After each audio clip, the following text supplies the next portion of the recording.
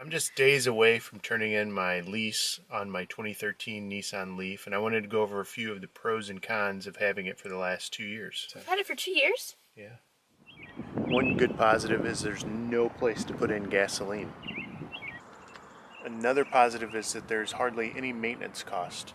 You don't have to worry about changing the oil. There's no fluids that you have to worry about with this low mileage. I've rotated the tires 3 times and changed the cabin filter. That's been it. Another positive is the LED headlights.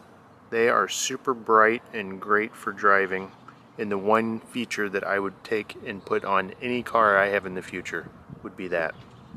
Another positive is this car is really fun to drive, especially with the eco mode off. The heating and air conditioning system work great. You get heat almost immediately during the winter, and the air conditioner gets super cold during the summer. Now we're going to touch on some of the negatives that I found over the last 2 years. One of the biggest negatives that I found over the past 2 years is the range, and it's dramatically dropped over this past winter versus the first winter that I had it.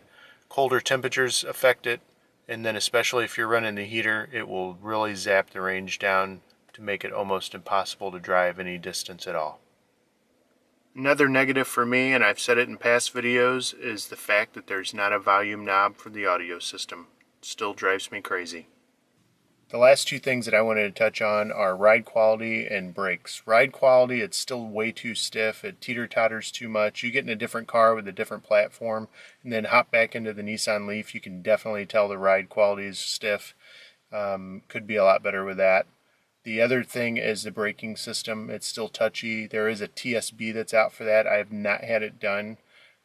That's supposed to correct that. It's an update for the module, for the braking module or something along those lines. I'll put a note in the info in the bottom about what the TSB is, which one it is, the number and all that. If you're complaining about that, have concerns about how touchy the brakes are, that TSB is supposed to address that. So you can go to your Nissan dealer, they'll do that under warranty, no charge. I only had a month left whenever I realized that or found that TSB, so I didn't bother to go in and have that done. But if I was going to keep it longer, I definitely would.